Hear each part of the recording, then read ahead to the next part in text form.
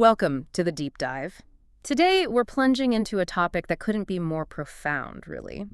We're looking at the role of artificial intelligence in shaping human development, specifically that very early period from conception right through to age 7. A critical window. Absolutely. So our mission today is to, pull out the key insights from our sources on how AI might help optimize development for, a flourishing future. Right.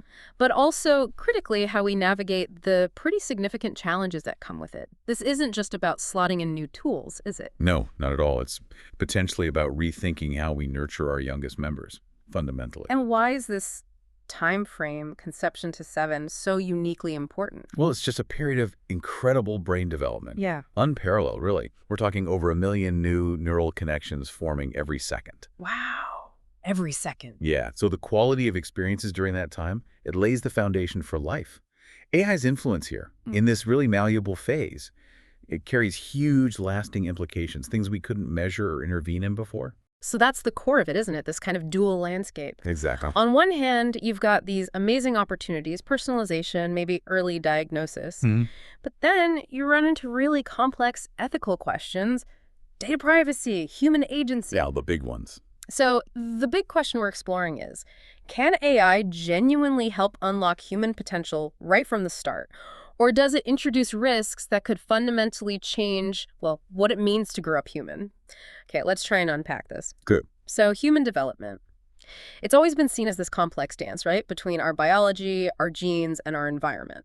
Nature versus nurture. That classic debate, yeah. How is AI actually changing how we understand that interplay? Is it just advancing it or really transforming it? I lean towards transforming. Yeah. What's really shifting things is how AI helps us understand the biological blueprint itself. Okay. So on the genetic side, we know certain factors shape physical traits, personality may be 40–60% heritable there, and cognitive abilities like IQ, which can be 50–80% heritable. Right. Now, AI is dramatically speeding up how we identify genes linked to neurodevelopmental conditions. Think autism spectrum disorder, epilepsy, developmental delays. Faster identification. Much faster. And tools like AlphaGenome, for instance, can even predict how tiny DNA variations might impact gene regulation, how genes get switched on or off. Predicting the switches? That sounds incredibly powerful for early detection. It is, because it could allow for detecting potential health issues much, much earlier.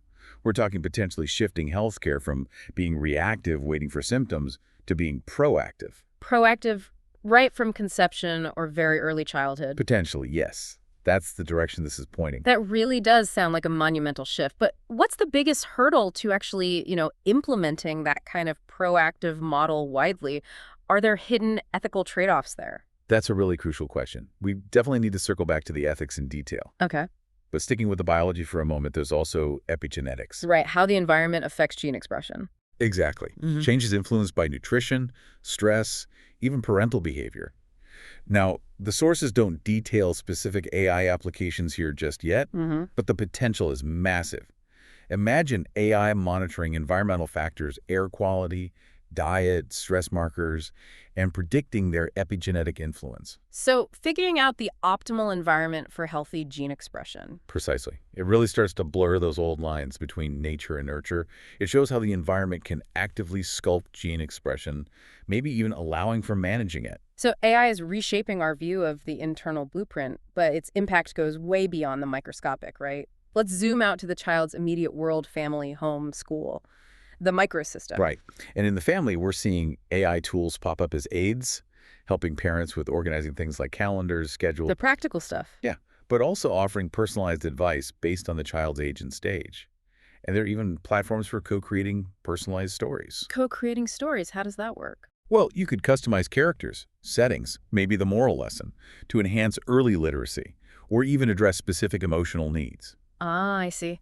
So a child struggling with empathy could co-create a story about learning empathy. Exactly. It makes it much more targeted than generic stories. These tools offer data-driven insights, streamlining some aspects of family life and learning. It sounds helpful, but is there a risk of these tools maybe over-optimizing things or making interactions less spontaneous? That's a fair point. It really comes down to the design and how people use them. And in early education, you see similar transformations. adaptive learning platforms, smart apps. They tailor learning paths to individual styles and paces. Personalized learning. With immediate feedback, too. At a level a human teacher just can't replicate for every single interaction. We're also seeing AI robots in games designed to enhance social skills like empathy, cooperation. Robots teaching empathy. Interesting. Yeah, even providing some personalized emotional support. Plus, AI assists teachers with planning and progress tracking, which ideally frees them up for more direct guidance. It could really boost engagement and maybe accelerate skill learning. Okay, something I found really interesting in the sources was this idea of AI connecting the different parts of a child's life. Home and school, for example, Bronfenbrenner's mesosystem, right? The links between environments. Absolutely. And AI has real potential there. Think about the homeschool connection. AI could bridge communication gaps between parents and teachers. How so? By making it easier to share progress data, maybe coordinate interventions if a child is struggling. AI platforms could centralize info on learning style, difficulties, emotional well-being. Creating a sort of unified view for everyone involved. That's the idea. A comprehensive picture to support the child more effectively. That makes a lot of sense. But then how do you make sure these tools don't just create new data silos or, just overwhelm parents with too much information? Good point. That's a critical design challenge, as always, with data management. Right. And beyond homeschool, AI can also help build support networks. Identifying and connecting families to resources, especially important for, say, neurodivergent kids, those with autism or ADHD. Through specific tools? Yeah, like speech development apps or AAC devices. Augmentative communication tools for kids who struggle with verbal speech. AI might also help spot developmental challenges earlier by analyzing behavior patterns. Providing feedback to parents or doctors sooner? Exactly. This could really help democratize access to specialized support, overcoming barriers like geography or cost. Okay, so AI is digging into our biology, weaving together our immediate environments. This naturally leads us to the ethical side. What happens when AI interacts so closely with, kids, a very vulnerable group? Yes, and this is where we hit the need for ethical AI by design. The absolute baseline, stressed in the sources, is that these systems must promote children's well-being. Not just be functional, but actively beneficial and safe. Right. Safety by design, privacy by design, inclusion by design, from the start. And a huge challenge is the sheer amount of sensitive data collected. Cognitive, emotional, social. Everything. Pretty much. So you need robust encryption, transparent practices, ethical oversight. And remember, children can't truly consent to this long-term data collection. What happens to that data years down the line? That needs careful management. And what about bias? We hear so much about algorithmic bias elsewhere. How does it play out here with kids? It's a massive ethical challenge. Bias often comes from the data used to train the AI. If that data reflects existing societal biases, socioeconomic, linguistic, cultural, the AI learns the bias. Precisely. Which can lead to inaccurate assessments or even misdiagnoses. Imagine an AI misjudging language development in a child whose first language isn't the one the AI was primarily trained on. That could have serious consequences. Absolutely. So diverse, representative data sets and culturally sensitive design are vital. Another big concern is the human-AI collaboration piece. The fear that AI replaces human interaction. Or at least discourages it. AI has limited emotional capacity, right? Over-reliance could potentially weaken social skills developed through face-to-face interaction. The consensus is clear. AI should augment human caregivers and educators, not replace them. Their empathy, intuition, cultural understanding, that's irreplaceable. Okay. And finally, accountability. Who's responsible if an AI misdiagnoses or misguides? We urgently need clear regulations, global frameworks focusing on transparency, data minimization, and cultural inclusion. That's a hefty checklist just for the immediate system. Let's widen the lens again. How does AI indirectly influence kids through those external structures, the exosystem? Things like parents' jobs or the healthcare system. Well, think about work. AI and automation are changing the job market dramatically. Job losses, new kinds of jobs. Exactly. And that directly impacts family stability, resources available for kids. Parental stress about job security can definitely affect parent-child interactions negatively. Although, maybe AI efficiencies could free up some parental time too, potentially. A double-edged sword. Could be.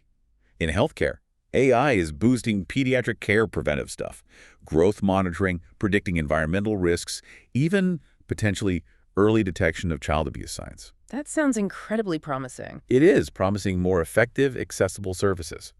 But again, you have the ethical flags around data privacy, potential bias, and health assessments. You always need that human oversight in medical decisions. And then there's the digital environment itself. Kids are basically swimming in it now. Oh, absolutely. Constant interaction, smart speakers, adaptive tests in schools, social media like TikTok. It's pervasive. And the risks there? Several. Young kids might attribute human qualities to AI, blurring reality and simulation. Over-reliance is a risk, maybe short-circuiting problem-solving skills, and excessive screen time, especially with AI designed to keep you hooked. Right, the engagement loops. Yeah, that's linked to shorter attention spans, maybe more aggression from violent simulations, less physical activity, contributing to obesity. Plus, social media setting unrealistic standards for beauty or success, potentially fueling anxiety. And exposure to inappropriate content. That too. The sources really hammer home the need for digital literacy education and active parental guidance. It's essential. Okay, now let's think even broader. How does AI interact with culture, societal norms, the macro system? Does it affect cultural responsiveness or maybe even worsen socioeconomic gaps? It's complex. On one hand, generative AI, like ChatGPT, could be used to create culturally responsive learning materials. Think stories, examples, traditions relevant to a child's background, fostering a sense of belonging. That sounds positive. It is potentially very positive.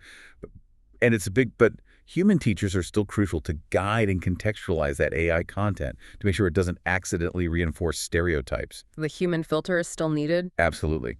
Regarding socioeconomic gaps, AI could enhance personalized learning for kids with special needs or from less privileged backgrounds. But there are barriers. Infrastructure. Not everyone has equal access to the tech. Lack of teacher training. And that algorithmic bias, again in AI, might misassess kids from different backgrounds, potentially widening inequities instead of closing them. So huge potential for good, but also a real risk of making things worse if we're not careful. Precisely. But on a more optimistic note, AI tools like language translators or cultural simulations could be powerful for fostering cross-cultural understanding. Helping kids connect across cultures. Yeah, helping them recognize biases, understand different emotional expressions, build empathy, preparing them for a globalized world. Okay, final layer. The chronosystem. Connecting AI to the history of tech impacting childhood and how it intersects with big global events. Right. We've had moral panics about tech before. TV, computers, smartphones. Each one was going to ruin childhood. Exactly. But the scale and type of interaction are different now. Kids spend enormous amounts of time on screens. 8 to 10-year-olds, almost 8 hours a day. Older kids, even more, like 11 hours. That's staggering. It is. And studies correlate this with lower attention spans. Kids finding it harder to self-soothe, maybe more aggression, social skill issues. AI amplifies these challenges because of the scale of data collection and its ability to shape development in such a personalized, pervasive way. Privacy, bias. They're not just about content anymore, but about shaping core pathways with potentially lifelong effects. And global crises, pandemics, climate change. AI plays a role there too. During COVID, AI helped track the outbreak, sure, but it also fueled the rapid spread of misinformation, which increased fear. Right. With climate change, which disproportionately harms kids, especially under 5s, they bear almost 90% of the health burden. That's shocking. It is. AI can help improve climate models, develop sustainable solutions, maybe create early warning systems for climate-related displacement, or design resilient education systems for environmental shocks so it can offer support in new ways. And conflict, war, less direct AI impact on kids there, perhaps. The impact of war itself is devastating. Obviously, violence, illness, psychological trauma, society's breaking down. AI's direct role in the conflict might be limited compared to human factors, but it exists within that reality. Maybe AI's bigger role there is in supporting humanitarian aid or recovery efforts afterwards. Still a profound impact on a child's development, even if indirect. Okay, so we've mapped out this complex landscape from the genetic level right up to global crises. Let's circle back to that ideal scenario mentioned in the sources. What's the vision for AI nurturing healthy, educated kids? Well, it builds on frameworks like the UNICEF and WHO's Nurturing Care model. That emphasizes 5 key things: good health, nutrition, responsive caregiving, safety, and early learning opportunities. Foundations. Exactly. The vision is that AI can help create truly personalized developmental plans aligned with this. Analyzing data, spotting learning gaps or strengths, tweaking lessons in real time. Keeping kids engaged, optimizing learning. Right. Tracking progress across all areas: cognitive, language, motor, social, emotional. This could mean much earlier detection of conditions like autism and offering tailored tools for social-emotional learning. It sounds incredibly tailored. But how do we make sure AI complements humans, not replaces them? How do we avoid a purely tech-driven upbringing? That's the absolute key. Fostering a balanced ecosystem, a real human-AI symbiosis. It starts with digital literacy and critical thinking, taught early. Teaching kids how to navigate this world safely. Yes. Protecting privacy, interacting respectfully, critically evaluating information, knowing the difference between reality and simulation, understanding AI's limits so they don't over-rely on it. Okay. And crucially, ensuring AI tools support, not hinder, vital interpersonal skills developed through face-to-face time. Too much screen time pushes out things like outdoor play, which is essential for growth. Finding that balance. And interestingly, AI could even play a role in environmental stewardship education, helping kids understand how tech can fight climate change, support conservation, fostering that sense of responsibility. Now, here's a fascinating bit. The idea of AI potentially playing a role in cultural harmony, or even informing how we choose leaders. Yeah, it's thought-provoking. AI tools like language systems or cultural simulations could boost cross-cultural understanding, help people spot biases, build empathy. Reducing prejudice through technology. That's the hope. Regarding leaders, the sources are very clear. AI shouldn't elect them. Right. That sounds dystopian. It does. But AI could inform the electorate, analyzing candidate data, public sentiment, spotting misinformation. The idea of an AI suggestion for human development would be about highlighting leadership qualities and policies that best support child well-being and a balanced society. So what are those ideal leadership traits we should be cultivating, maybe with AI's help, from an early age? The sources point to things like strong ethical reasoning, a solid moral compass, emotional intelligence, empathy, a collaborative, inclusive approach, critical thinking, adaptability, and crucially, long-term thinking stewardship for the planet. Cultivating better future leaders. That's the aspiration. AI could potentially support developing these traits through personalized learning from early on. So, wrapping up, AI presents these incredible opportunities for early childhood development. Truly revolutionary potential, but it's tangled up with really significant ethical and societal challenges. We're at a pivotal moment. Yeah, it feels like the choices we're making right now, how we design, deploy, govern this technology, will have a fundamental impact on future generations. Absolutely. The goal has to be making AI a catalyst for nurturing healthy, educated, compassionate humans. It can't be a substitute for human connection. So, a final thought for you listening. How might you engage with this? How can we advocate for AI systems that genuinely put the well-being of our youngest at the forefront? How do we ensure AI becomes a tool that helps safeguard the planet and builds a just, healthy future for everyone? This is DigitView.